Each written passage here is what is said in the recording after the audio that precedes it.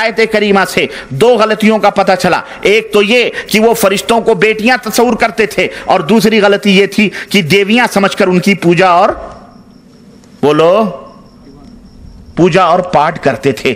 آج زیادہ تر ہمارے ملکوں میں دیکھو گے، بھارت شریف کے اندر اکثر و بیشتر دیویوں ہی کی پوجا ہوتی ہے۔ کمہار ہے، مٹی نکالتا ہے کسی جوہڑ سے، کسی تالاب سے، کسی گڈھے سے، سڑے گڑے مٹیاں اور سڑی گلی گوبریں وبریں ڈال کر اور گھاس پھوس ڈال کر پیروں سے کھدلتا ہے، اس کو مسلتا ہے، مٹی تیار ہوتی ہے، پھر جناب عالی وہ ستونت سنتوشی ماں کی تصویر تیار کرتا ہے، باقاعدے ان کی مورتیاں بناتا ہے، کمہار بناتا ہے، سنوارتا ہے، ان کی چھاتیوں تک کو گول کرتا ہے، کرتا کہ نہیں کرتا؟ ہاں، باقاعدے ان کی چھاتیاں، ان کی ران، ان کے گال، ان کے چہرے خوب سجا سنوار کر اور خوب لباس باس پہنا کر اور پینٹ ونٹ مار کر جب سجا سنوار کر رکھتا ہے، تب مہنت جی آتے ہیں، پنڈت جی آتے ہیں۔ کون سے پنڈت جی؟ وہ پنڈت جی جو کہتے ہیں یہ شودر ہیں، شودر کفا، یہ کمہار جو ہوتے ہیں نیچ ذات کے لوگ ہیں، شودر ہیں، اگر ان کا سایہ ہمارے جسموں پہ پڑ جائے تو ہمارے لیے غسل کرنا، اشنان کرنا انیواریا ہو جاتا ہے، ضروری ہو جاتا ہے، کیونکہ یہ نیچ طبقے کے لوگ ہیں۔ ارے یہی پنڈت جی سے کہو، پنڈت جی دان دچھڑا لینے کے لیے، ہڑپ کرنے کے لیے تو تم بھول جاتے ہو یہ بات کہ اس ایشور کو بنانے والا بھی یہی شودر ہے، یہی نیچ ذات کا ہے، اسی نے پینٹ مارے ہیں، اسی نے گال اور چھاتیاں تیار کی ہیں، اسی نے خوبصورتی بنا کر کے سجا کے رکھا ہے۔ آج تم دان دچھنا لینے کے لیے مہنت بن کے آگے اس کے پوجا پاٹ کرواتے ہو، ہے کہ نہیں حقیقت یہ؟ تو دیویاں آج کل اسی لیے کوئی کون سی دیوی ہے، کوئی لکشمی دیوی ہے، کوئی سنتوشی دیوی ہیں، کوئی کالی دیوی ہیں، کوئی پیلی دیوی، سب پوجے جا رہے ہیں۔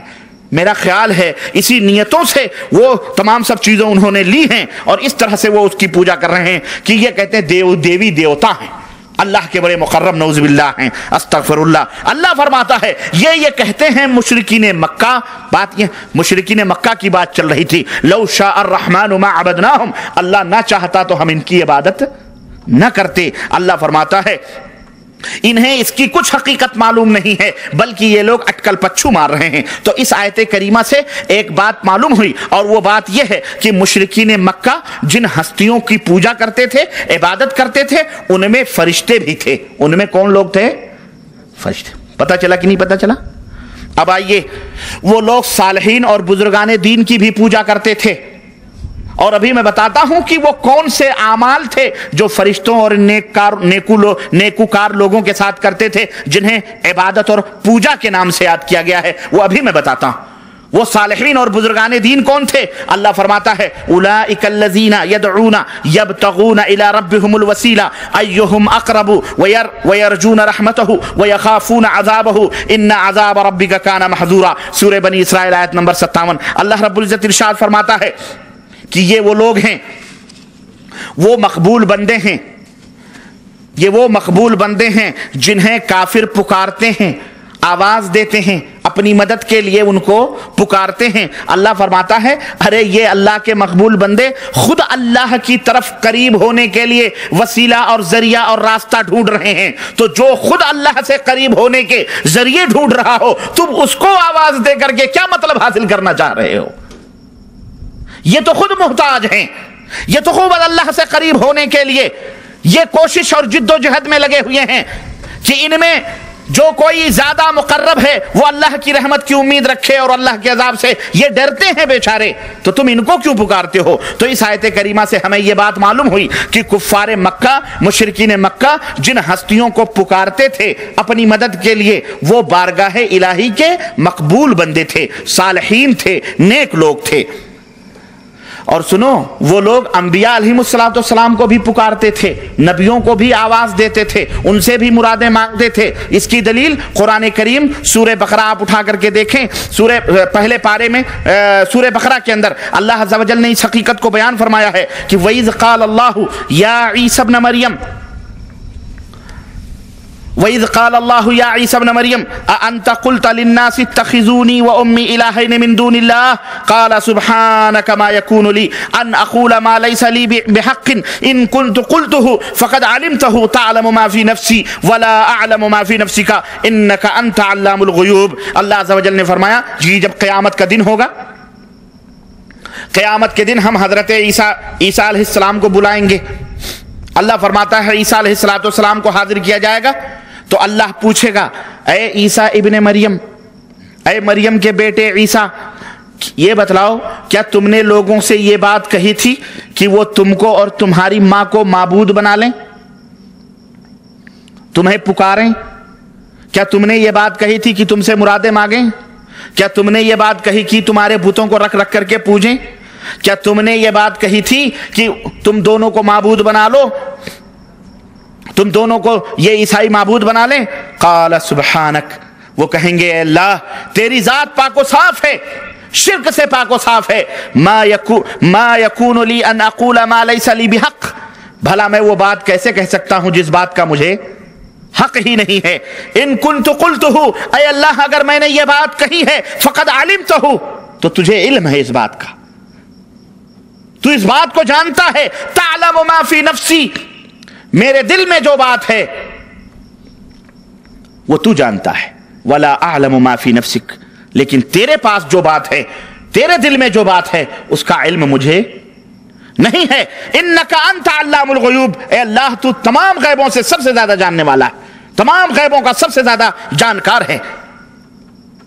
حضرت عیسیٰ علیہ السلام کیا کہہ رہے ہیں کہ اللہ مجھے اس بات کا حق کہاں سے پہنچا کہ میں دنیا کے سامنے یہ بیان کروں کہ میں تمہاری مرادیں پوری کرنے والا، تمہاری مشکل کشائی کرنے والا۔ اس آیت کریمہ سے یہ بات معلوم ہوا کہ جن لوگوں نے حضرت عیسیٰ کو معبود بنایا ہے وہ لوگ یقیناً قیامت کے دن اللہ تبارک تعالیٰ کے سامنے حضرت عیسیٰ ان لوگوں کا انکار کریں گے اور وہ مشرک ہیں۔ اور اس آیت کریمہ سے یہ بھی معلوم ہوا کہ کچھ وہ ہستیاں جن کو وہ پکارتے تھے، جن کو وہ لوگ آواز دیتے تھے، ان میں نبی اور انبیاء علیہ السلام بھی تھے، ہے کہ نہیں؟ صحیح بخاری کی ایک اور روایت، صحیح بخاری کی ایک روایت میں حضرت عبداللہ ابن عباس رضی اللہ تعالیٰ عنہ فرماتے ہیں کہ جب اللہ کے نبی صلی اللہ علیہ وسلم فتح مکہ کے وقت مکے کے اندر داخل ہوئے تو اس وقت آپ صلی اللہ علیہ وسلم نے دیکھا کہ کعبے کے چاروں طرف 360 بت بٹھائے گئے ہیں۔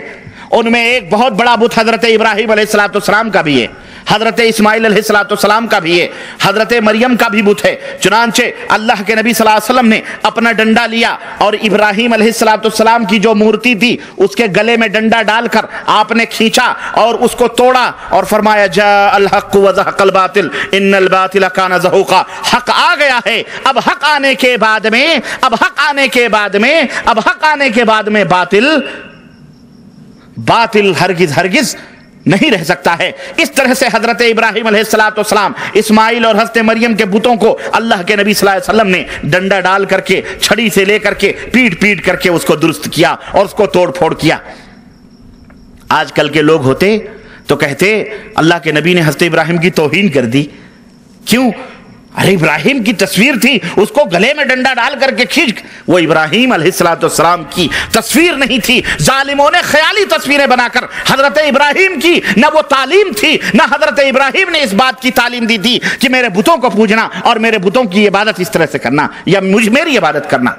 اس لیے بتوں کو توڑنا، اس لیے ان اسلام کے نام پر بنائے ہوئے دین کے نام پر بتوں کو توڑنا، یہ توہین ان کی نہیں ہے بلکہ ان کی تعلیم کو مکمل طور پر ثابت کرنا ہے، ان کی تعلیم کو رائج کرنا ہے۔ میرے عزیزو، اس آیت کریمہ سے معلوم ہوا کہ جو لوگ حضرت عیسیٰ کو پکارتے ہیں، مشکل کشا سمجھتے ہیں، یا ان کی والدہ مریم کو پکارتے اور ان سے مدد مانگتے ہیں، وہ بھی مشرک ہیں، اور انہیں وہی لوگ اور جو لوگ ان کو پکارتے، جن لوگوں کو یہ لوگ پکارتے تھے ان میں انبیاء علیہ السلام بھی تھے۔ اسی طرح سے اور بھی صالحین اور نیکوکاروں کو وہ پکارتے تھے، جیسے لات ہے، منات ہے، ود ہے، سوا ہے، یغوث ہے، یعوق ہے، نصر وغیرہ، یہ تمام سب مشرکین مکہ ان کی پوجا کرتے تھے، جیسا کہ اللہ عز و جل نے قرآن کریم کے اندر بیان فرمایا ہے، اور صحیح بخاری کی روایات اس تعلق سے وارد ہوئی ہیں، میں اس میں داخل نہیں ہونا چاہتا۔ تو یہ وہ ہستیاں تھیں، یہ وہ ذات تھیں جن کی یہ لوگ پوجا کرتے تھے، جن میں انبیاء بھی تھے،